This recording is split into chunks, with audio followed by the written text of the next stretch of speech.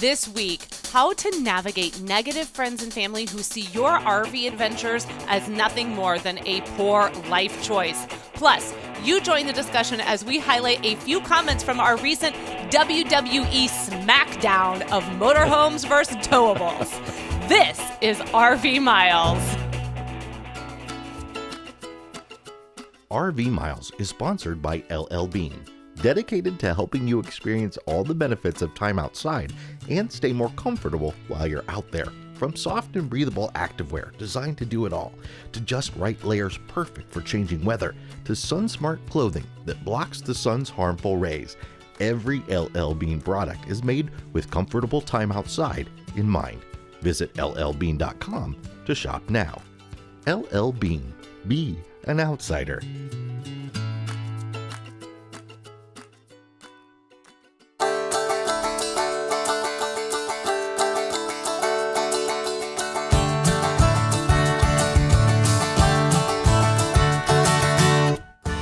Welcome to episode 210 of the RV Miles podcast. I'm Jason. And I'm Abby, and we are two full-time travelers who, along with our three boys, have been crisscrossing North America since 2016 on one epic road trip. Here at RV Miles, we talk about everything from lifestyle and destinations to industry news, our national parks, and so much more. We're on the road, folks. We are in our new RV, which is nice.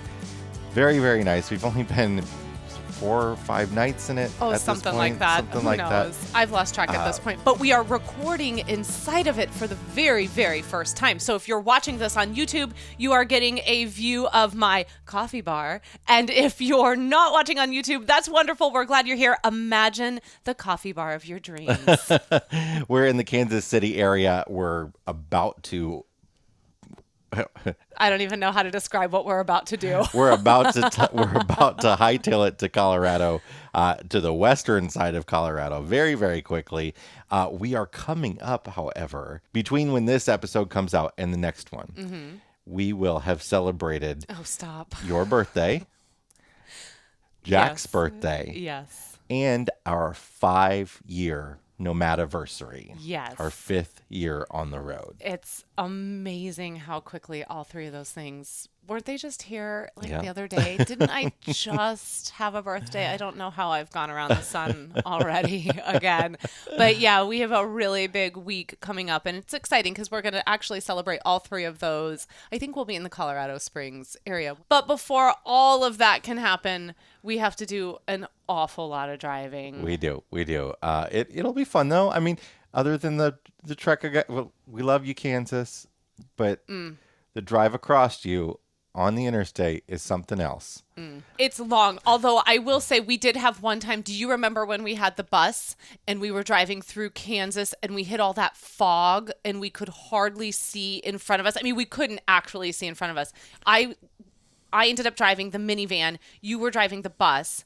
That didn't feel very flat. No, and Kansas awful. Isn't known for its fog either. No. I mean, people from Kansas might chime in here and say, "Oh, yes, we are," but I had never heard about Kansas fog before, and we had some nasty fog through Kansas those days, rolling hills, and two things we were not expecting on that drive. I'm guessing with the temperatures right now, we're not going to be experiencing any fog. It is hot. As a matter of fact, we were planning to stop at a Harvest House between here and Colorado Springs, and I think we got to nix that because it's going to be 96 degrees that day, and we got our little generator. We got the old generator that we used to have with the bus back, it's a little guy, and it's not going to run an air conditioner. Yeah, no, we're not boondocking. We're definitely getting a campground. We are going to be taking our towable through Kansas, which maybe this segues us into our little topic for this part of the show. So today we're going to talk about some negative thoughts that other people might have about your RV journey, especially full-timers. There's a lot of people that deal with that. But first here, to start off the show, we wanted to talk about, we did a video a couple of weeks ago on sort of motorhomes versus towables and all the differences that you might want to think about when you're thinking about buying one of those. What is best for you? And there is no best. There's no motorhomes are better than towables, though I think a few people on that video thought we were really slamming the Class A's, but we were not. That's not the choice we made.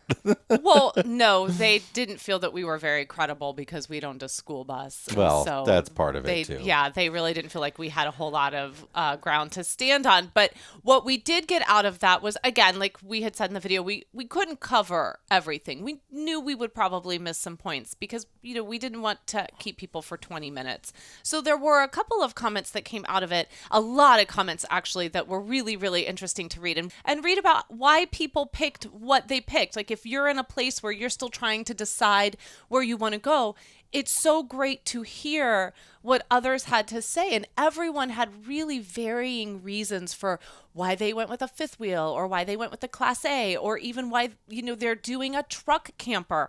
So go over there and read those. But there were two comments we wanted to highlight on this episode to just talk about some points that we thought were really good, valuable points to bring up. So the first one was from YouTube user Can Do RV.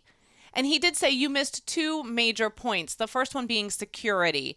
In a towable, you must leave the safety of your house in order to escape a dangerous situation. That is absolutely true. We have been there a few times, most recently when we were in Alabama. You do have to leave and you do have to hope that everything is going to be okay.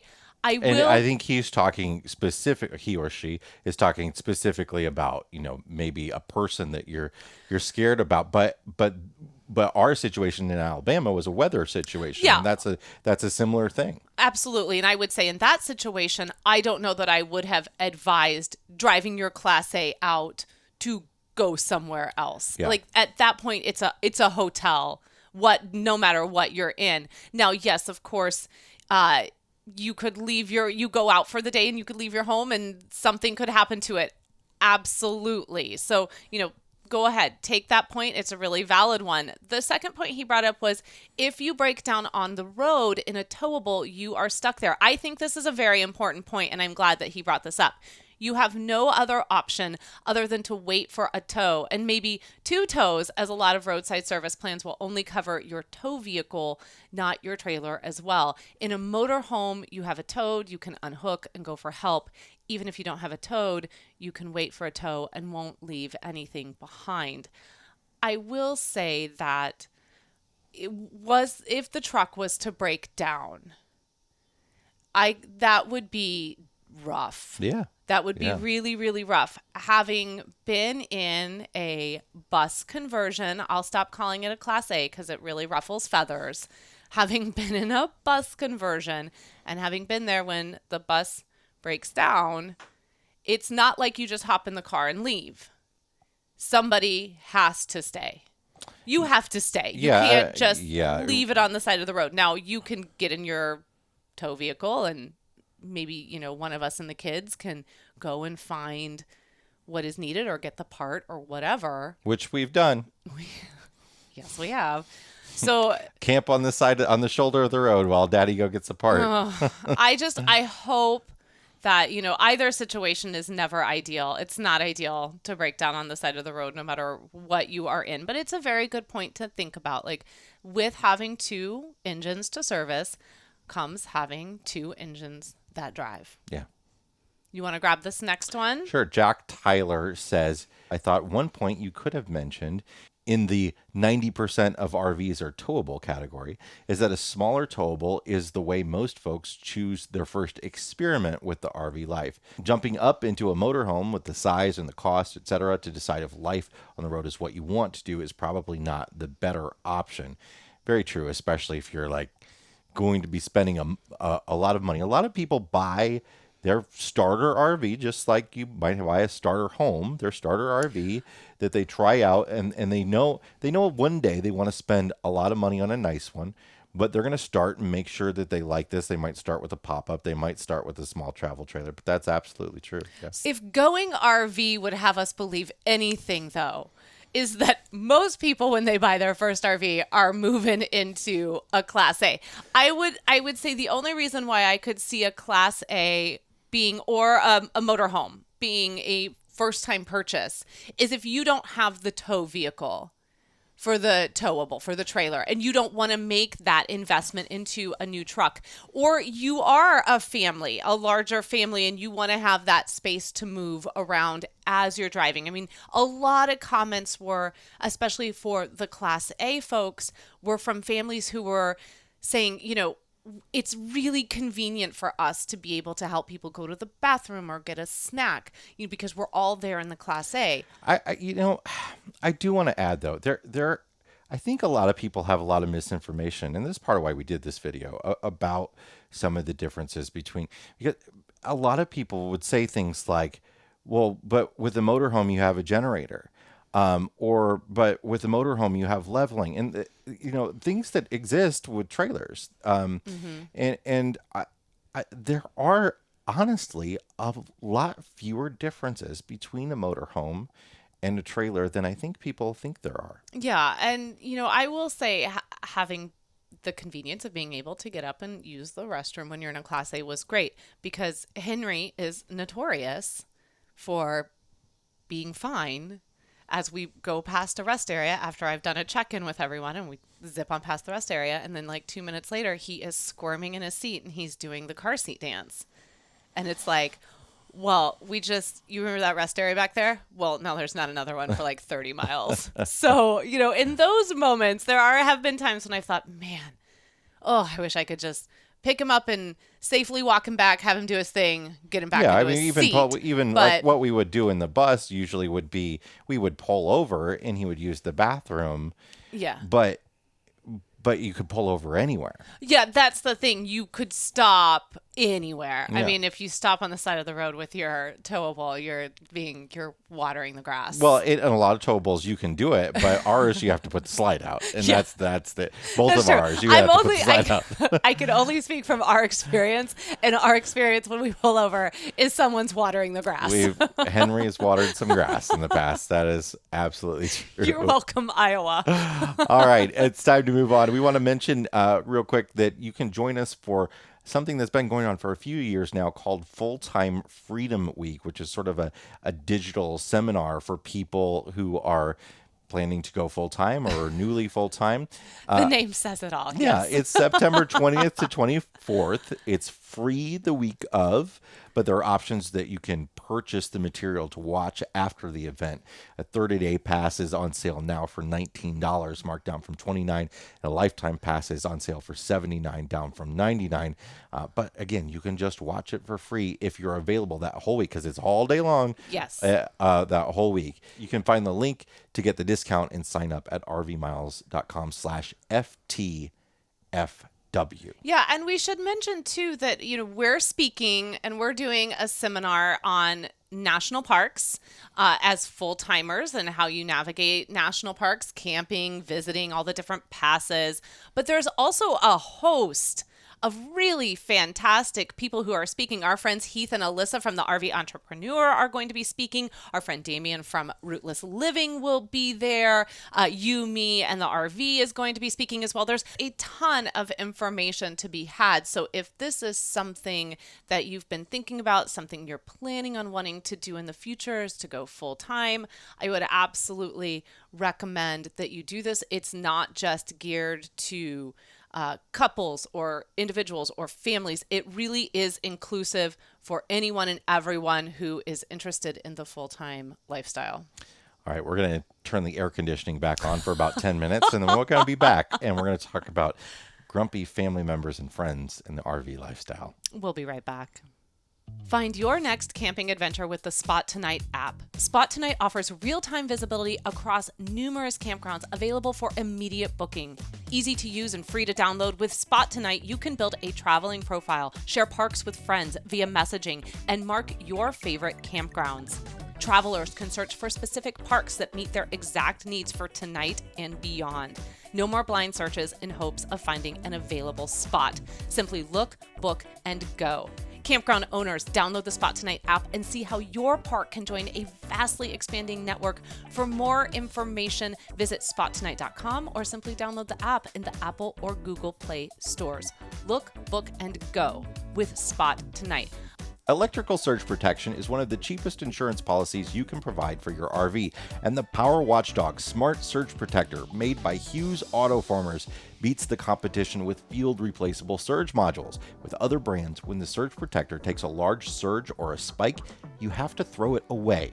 But the Power Watchdog can be brought back to life with one small, affordable part that you can replace yourself. They'll even give you a free surge module in the first 2 years, and they now have a limited lifetime warranty.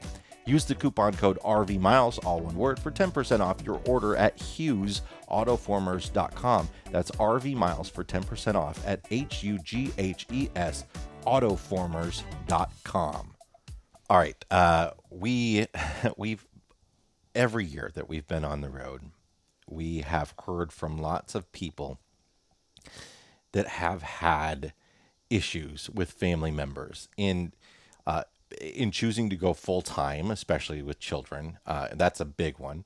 But even just buying an RV in general and getting into the RV lifestyle. And, some family members have legitimate concerns, but some family members and friends are a little bit more difficult, shall we say. And sometimes you got to deal with those people because, it's your spouse's parent or whatever it is. And you just have, you have to find the ways to handle it. And we're so fortunate that everybody in our families was incredibly supportive. And we're certainly not here to tell you, exactly how to deal with this. This is a very just sort of open and fluid discussion that we're going to have about how you can, I guess, for lack of a better word, reclaim your joy. Okay, because sometimes, and I think even for some individuals, when, you begin this, and especially right now, everyone, it's, oh, you bought into the hype. Oh, you bought something that's not going to be worth anything. Why did you waste your money? Oh, you're going to go, you spent all this money to, what's that meme that goes around? It makes me so angry when I see it because I think it's so disrespectful. It's, spends $80 a night to go live like a homeless person.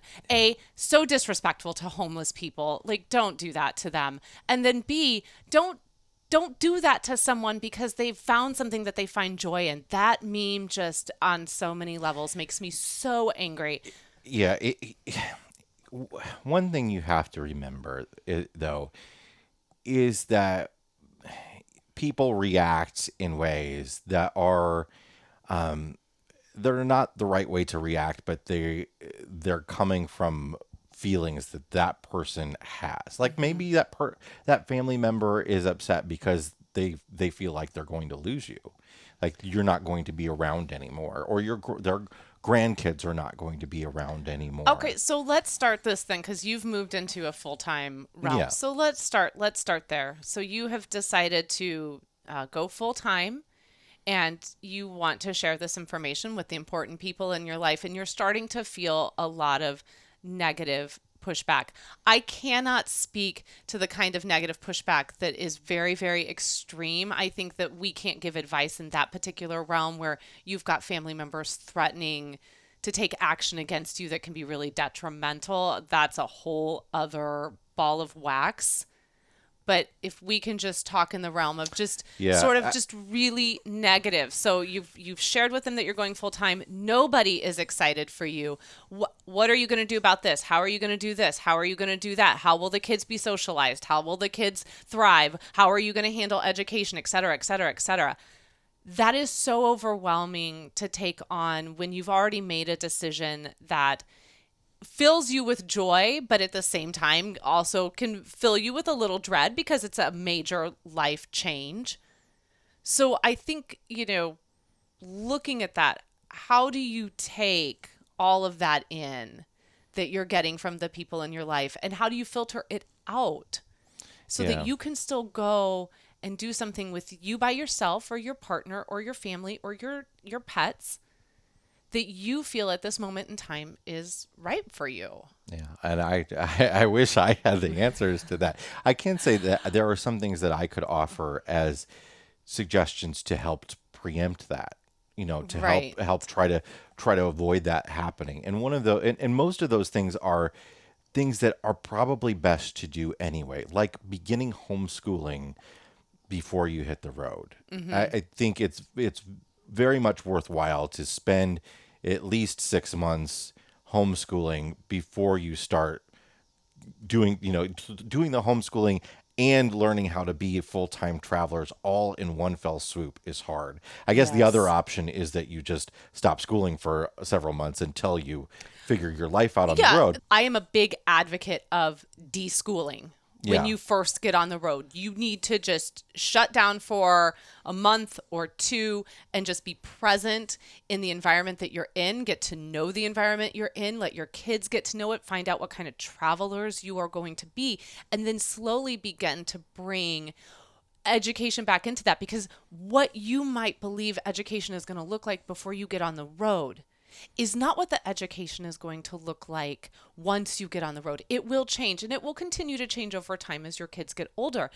I would say for those who are offering that kind of negative, just slamming you with questions, is really just to say to them, this is a lot, and I understand that you have a lot of questions. But our family, my person, me and my partner, we feel confident in this, and we need you to have the confidence in us. And if you can't have the confidence in us right now, then I need you to just reserve your judgment for never. Like, Yeah. just hold it. And that can be really hard and awkward to say to someone, because you fear that it could lead to like a negative place, that there could be a fight, that they might not come back at you. But I think if you have to kind of do what you feel is best to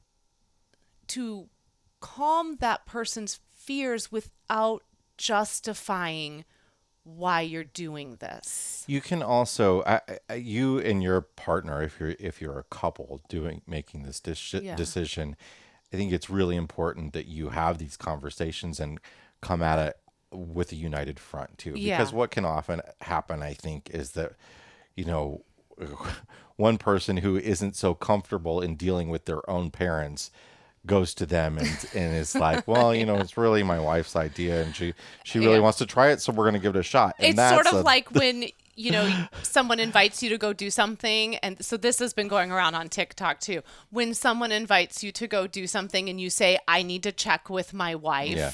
that's your way of saying, no, I can't go, and it's all her fault. Which is you're using the wife as an excuse to not go do the thing you don't want to go do. So yes, in that way, if you have to come at it from a united front.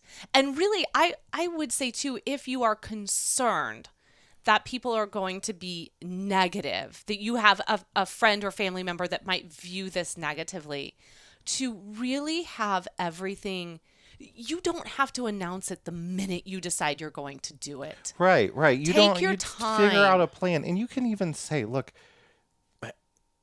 and there's no way this is lying, because this always works. We're going to try this for a year. And if it doesn't work out, we're going to go back into whatever situation we were in before. That's not a lie for anyone, because No. everybody's just trying. There's, if it doesn't work for you, you are going to go back no matter what. Yeah. So that's always okay. And I think it's okay to say, look, we're going to get in an RV. We're going to travel the country for a year. Doesn't that sound, it's so much more palatable, I think, for a person who is going to be difficult, because I'm all about managing people who I know are going to be difficult in advance. I'm not talking about you. As you look directly into my eyes. And if you if you think you're going to have, and right? If you're Yeah, going you to know have who a it's gonna be. challenge with someone, Yeah. who it's going to be, and you know if it's somebody that you need to worry about or not. So you go to that person without saying, we're upending our lives entirely. We're selling everything we own, and we're going to live in campgrounds in an RV. See you, bye. If you say, we have this awesome idea to explore the country for a year in an RV. We're going to take the kids are going to take a year off school. We're going to homeschool them for that year. And hey, maybe if it works out, we'll keep homeschooling them. But that's what we're going to do. And we're going to see how it goes. One question we used to get at the beginning of this, and don't get it as much anymore. I don't know if you've noticed this. We used to get the question all the time, how long do you think you're going to do this? How long do you think you're going to do this? How long do you think you're going to be on the road? Are you going to do this forever? We used to get that a lot. And our joint statement has always been, we are going to do this for as long as it works for our family. Yeah.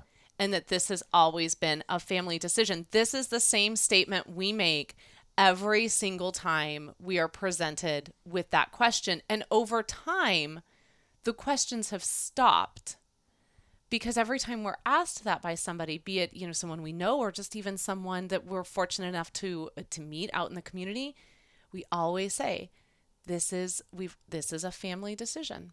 Yeah. And when this is no longer working for the family, then just like everything else in life, we will do something different. We will move. We will put roots down somewhere. Maybe. Yeah. Yeah. It's just like if we move to 100 miles away in a home, if that town works out, great. If it doesn't, we move back. It's the same thing. I think when you work to normalize the narrative, then it doesn't become so scary to people who could never imagine selling everything they own. That said, I also think you only handhold people for so long, and then you have to do what is best to take care of you and focus on what you're doing and find a way to be like, this is non-negotiable. Okay, we're doing this. And they'll come around someday. Yeah. But the other, we're looking at this because of our age and because we have children from a parenting, family perspective. Parenting, a homeschooling perspective. But I imagine this happens even more with older couples who are planning on selling their home and hitting the road, and they're trying to tell their children. Their kids are like, wait, I'm sorry, you're supposed to watch Jimmy on Friday night. Yeah. Like, where are you? I don't understand. Yeah, or like, that house is my inheritance. What are you doing with that? Where's my baby book, Mom and Dad? Like, yes, or I don't want to take all of these things from my childhood. You're just supposed to keep them over there. Yes, and I also was, as we've been talking about this, I was thinking to myself, what if one of our boys came to us in their early 20s, maybe fresh out of college, or maybe they've decided they want a gap year, and they say, I want to get a Class B van and I want to drive around. Mm-hmm. And then I say, okay, well, this is the route we're on and you can follow us. But but I've known some families who their older kid has purchased a Class B and they continue to travel, but the older kid lives in the Class B. We have friends whose plan is when their kids go to college to buy them a couple Airstreams and stick them in a campground near the college instead of putting them in a dorm. Exactly. So I think, but I thought to myself, what would my reaction be to my child? Would I feel, first there would be the fear of, you're going out, you're traveling around, but, there's so many different ways that this could come to you, that you could be presenting this information in so many different ways. So, be open to the person you're talking to and what their relationship is to you. Are they fearful that they're losing a friend? Are they not going to see their grandkids as much? Are they worried about their mom and dad? Is this is this their child that, they're still sort of separating, moving into adulthood? There's just so many different ways that we all feel separation. Yeah. And going full time or just buying a really expensive RV and downsizing in order to do that, or and hitting the road for 6 months out of the year in your retirement, wintering, whatever. Those are major life changes, major life decisions. And if you come to those people with you already have the answers to all the questions, which you should anyway. Yes. Because if you don't have the answers to all the questions, then you probably haven't thought it through enough. Yeah, you should have had those conversations with yourself so that you can then go and impart them. Should you want to, you are not obligated to explain yourself. But if you are wanting to share with this person and you really want this person to understand, then yes, absolutely have those answers and be prepared to respond to the questions that they may have. Yeah. And, some people, it just makes sense to not bring it up until you have all those answers. And some people are the people that you would talk it through with, right? But And you just have to know what kind of person you're dealing with. You do. And there are all different kinds of people in this world. But let's take this out of the full-time realm for a little bit, because not everybody is a full-time RVer. Let's say that you have been fortunate enough to make an RV purchase and you are over the moon about this. And what ends up happening is you have some people very close to you in your life who are saying things like, oh, well, way to waste your money. Oh, the minute you drove it off the lot, it's not worth anything now. Good luck with that. Those are just comments that can really cut. They can really hurt. And so it's about how do you, and I don't have the answers to all of this. I make mistakes talking to people every single day. Jason will say that yesterday after the little tiff we had with each other. But, I think you have to find a way to talk to those people and let them know, but also at the same time, just don't let them take that from you. Like if you have bought this and you really, really want to go do this and you're only going to use it for 4 weekends out of the year, who cares? Go use it for 4 weekends out of the year. I have I guess my perspective in that situation is like when we're talking about going full time and kids are involved or selling houses are involved, then I understand when family members want to be like, Right. really want to get in on that decision and like caution you and stuff like that. But when you're talking about, buying a recreational vehicle for your enjoyment, I feel like it's none of their darn business. No. I mean, no, it's not. And but if they're the type of person that's going to I feel like. But you get a brother or you get an uncle or a cousin or a sister or a parent or a person and they are saying these things to you and you're not necessarily looking for validation from them. Well, but look, when somebody says that RV is going to depreciate 30% after you buy it, this is what I would say. How quickly does your plane ticket depreciate?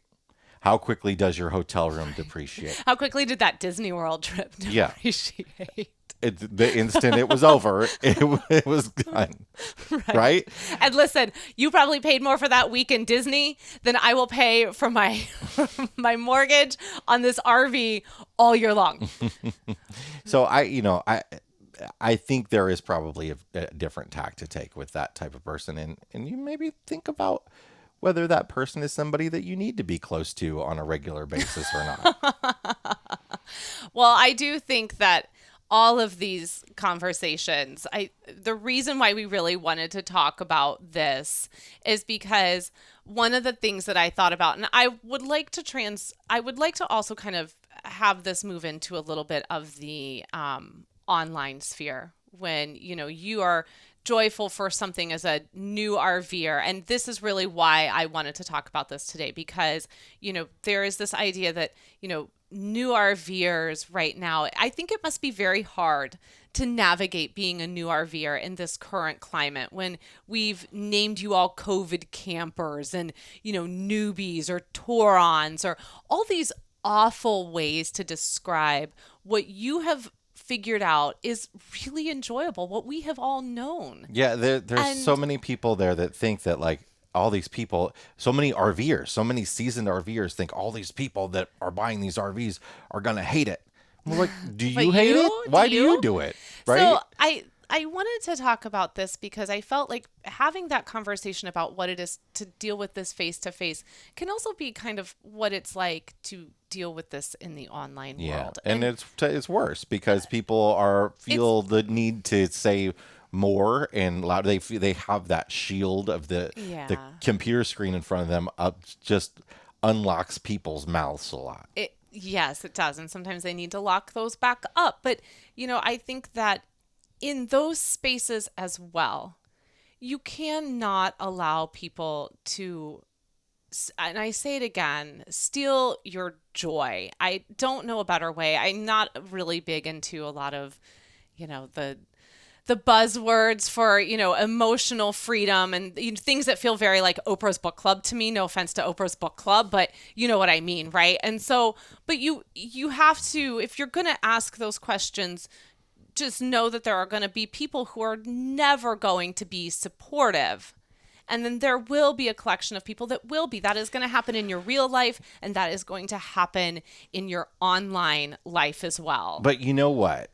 The internet can also be a powerful place where you can find other people who have gone through the same thing. Absolutely. And so we're in like the full-time families Facebook groups, for instance, where this question comes up a lot for people who have decided to go full-time and they don't know how to tell their family members, or they told their family members and they're having challenges with that. And then you've got this group of people that have all gone through it before and are supportive and can help you navigate it, or can just be a sounding board, or can just tell you, hey, I've been there too, and you're not alone. So I'm sure we offered nothing concrete in this discussion, but I really enjoyed having it because these are things that in different aspects of life, we ourselves are dealing with on a daily basis. We're very, very fortunate to have supportive friends and family for our full-time journey and for what we do in life. But we also know what it's like to have people come at you for the choices that you make. And it hurts a lot. And it's about how to not allow that hurt to keep you from pursuing the things that you love or the thing that you've worked hard for. You worked hard for that RV. You go and enjoy that RV in whatever way you want to enjoy it. All right, we'll be back in a minute with our fresh tank, black tank. It is time to check the level of our tanks. Abby, what is in your black tank this week? My black tank this week is the realization that I cannot bring as many books as I want to bring. And that is really cutting me to the core, Jason. I'm going to hold the don't. The I. You should just say, I am sorry that. I'm sorry that. Yes, I'm sorry that's the situation that we're. I know how I know how much you love books, hon, and I wish we could bring them all. We haven't checked our weight yet, so we don't know what that situation is yet. But you know, bumping up to a big fifth wheel doesn't always mean a lot more storage. No, it doesn't. And that's kind of what I'm dealing with right now. Like, I've been going through every night before I go to bed. I take a couple of the cookbooks I wanted to keep with me. I go through them. I decide whether or not I'm actually ever going to cook out of this cookbook. And I will say we have gone from probably 7, 8, or 9 cookbooks. I think we're down now to like 3. You know, there are lots of cookbooks available for the iPad. Oh, that's just put it on the counter and cook out of it. I will be, and maybe this is a product of my generation. Maybe this is a Gen X thing. I don't know. I will always be someone, for the most part, who really wants the book in her hand. Yeah, but you're reading off of a Kindle. You're reading your novels off of a Kindle constantly now. Well, yes, that's because I can't bring all of those books. I don't really have a choice. So I am going through, and part of the reason why I'm choosing books to, go through right now is because out in the truck is a weekend bag full of Christmas decorations, because I am convinced, I am determined, I should say, that we will have Christmas decorations in this home this year. Even though we'll be spending 2 weeks around Christmas with family. You never know what's going to happen in life. And I think it would be an injustice to our children if I did not have seasonal. We are coming upon a season. September, October, November, December. That is the seasonal decorating. That is when fall, y'all. That's when it's like Happy Halloween. And then you got the turkeys.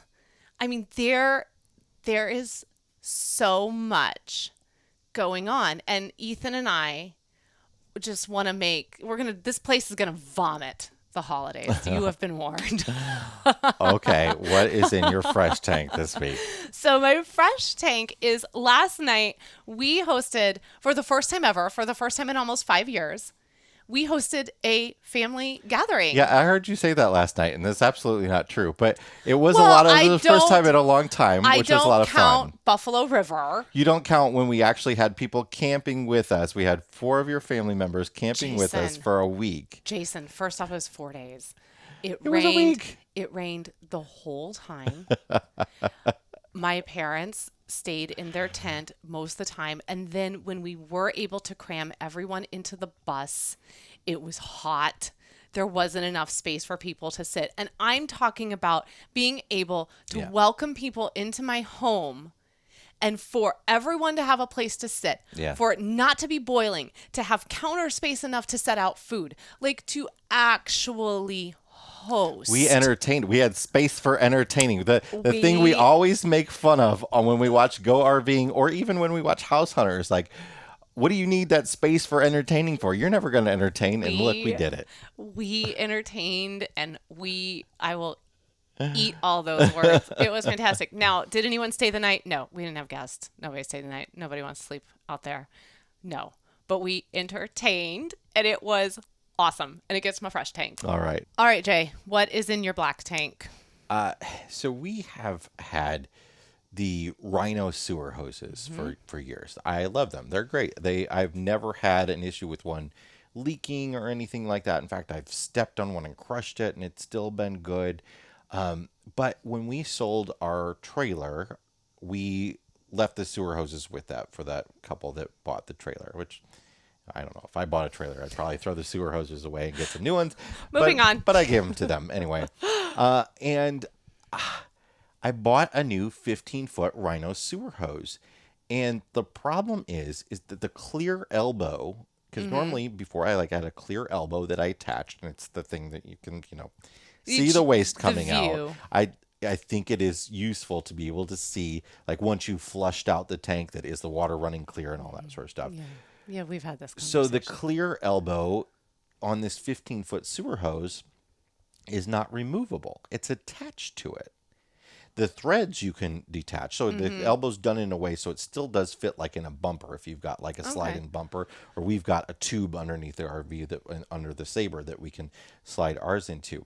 But the problem is on the Sabre, the tube is really meant for a 15-foot hose, and that clear elbow makes it too long, so I have to really jam it in there, and I can't remove it. And I'm really, really annoyed by that because it means also that you can't attach another one to that end of it. I could attach one to the other end, but yes. But sometimes if you do have a sewer hose that has a leak in it or something, you want to be able to replace and move around. Right. And I like having the parts separate, and I think it's really annoying, and I didn't realize this. So just encouraging you to, some of you might like that, but if you buy a new hose, to make sure that it is what you want, because that's not what I wanted. Yes, and I suspect we'll be buying a new one. Probably, because it's not going in there easily. Oh. It really is not. All right. Well, let's talk about your fresh tank. How about that? So my fresh tank. So I saw a poll online a while back about things that RVers don't care about that manufacturers think they do, right? And the thing that topped that poll was USB ports, which is a little weird to me because we have so many things that our kids have their own Kindles. We have an iPad and our own phones, and we have the cameras. And there's so much stuff these days that runs off of, USB power. And one of the great things about being in an RV is you've got your battery power. And then if you can plug something into a USB port that goes directly to the battery, you're not wasting power. Because when you use those bricks, you lose energy off of those. And especially if you're using an inverter to invert your battery power, and then you're plugging something in an outlet and it's converting it back to DC, you're losing 15% power twice there. Yeah. Right. So it's great in an RV to be able to plug right into a USB port. Now, I think one of the reasons a lot of people don't care is a lot of the USB ports in a lot of RVs are done in a terrible way. They're often the slow charging ones. Yeah. And they're often in a terrible spot. So in our last RV, we had 2 charging ports that were right by our TV, and that was it. There were 2 that were in the sofa, but those only worked when the sofa was plugged into the wall, which defeats the purpose. Yeah. It's running off the 120 volt power. I mean, there are USB ports just here. They're everywhere. Everywhere in this rig. Yes. They are by each side of the sofa, each side of the bed, where they absolutely should be. There is one that is by the stove. There is one that's on our little coffee bar.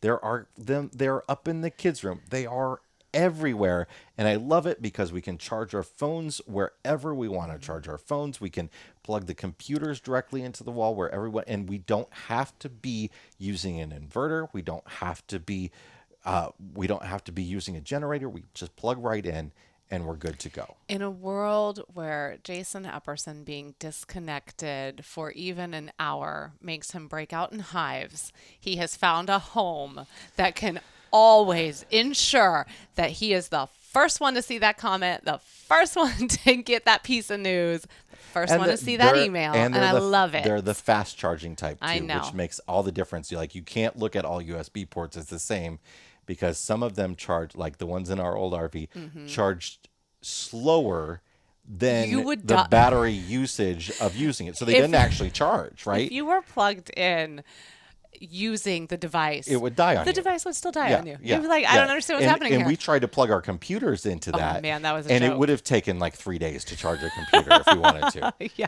there would have been no podcast that week. All right. Well, thankfully, we can stay connected and charged 24/7, 365. All right. It's time to wrap up this episode with our tip from the RV community. And why don't you share this one with us? Yeah, so this one comes from Rick, and this is coming just directly from the RV Miles Facebook group. He had left a post in there that was saying that he loved the new tip segment. He loved it even more than the puzzlers, and he's a puzzler guy, but he still absolutely loves the tip segment. And he just wanted to share a little potential tip for anyone else, and this has to do with ice. And he's referencing back that a while ago we black tanked ice cube management, and we were probably talking about how notorious people are in this house for not filling the ice cube trays. So he said that here's what he does, and he's recalling days before ice makers, but you never take a single cube from the tray unless you have more trays than you use ice.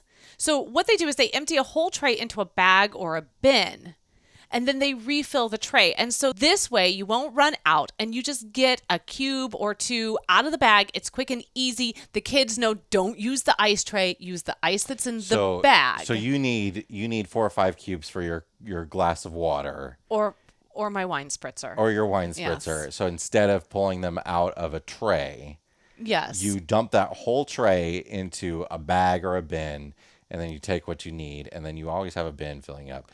Yeah. This probably is like, people are probably like, duh, yeah, that's how everyone does it. I know. And But here, Abby and Jason are like, no, what a good idea. That out. Oh, we should have done that. As literally, I think somewhere in this room, the Pelican, our little tiny Pelican, is sitting filled a bag of ice that we bought from the camp host yesterday, and we just dumped it in the Pelican, and we're like, get ice out of the Pelican, it's just easier. And never put it in the freezer. We have a giant freezer. No, well, it's filled. We went to Costco. So but I liked this. And he says, it's a really great way to dial in the efficiency of RV life. He added on another tip too, that, to really be efficient with the ice and to make sure that there's always enough ice. Only fill the tray before you go to bed. Your freezer will be more efficient at night because you're not opening it and closing it, so it's not losing any cold air. And then also you're not filling it before like a travel day or before you take off or something, and then that's getting splashed everywhere.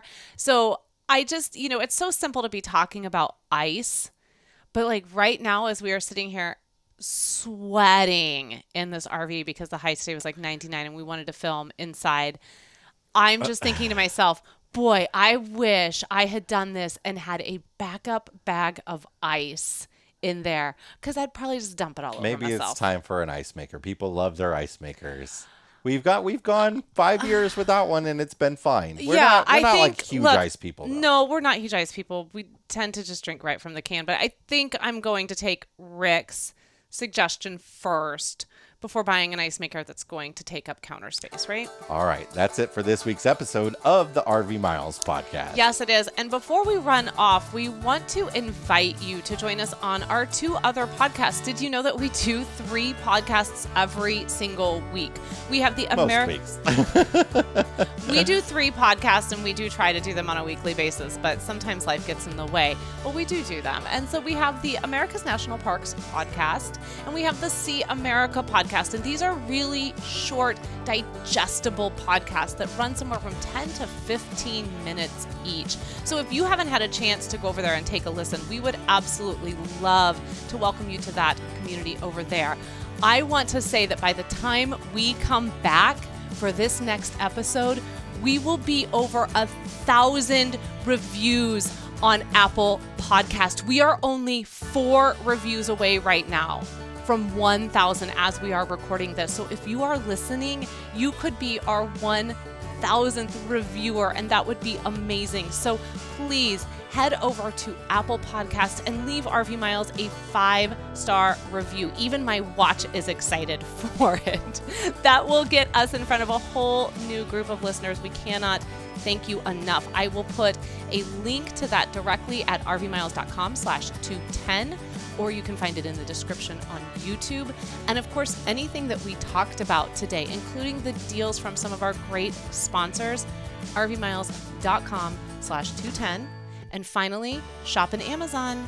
We want to shop with you. Just go to amazon.com/shop/RVMiles before you head out there. And everything you purchase, Amazon, Jeff Bezos, he will give us a little teeny tiny kickback. All right. Thank you so very much for joining us this week. Enjoy your travels. Enjoy your RV however you want to enjoy it. And keep logging those RV miles. Bye, everybody.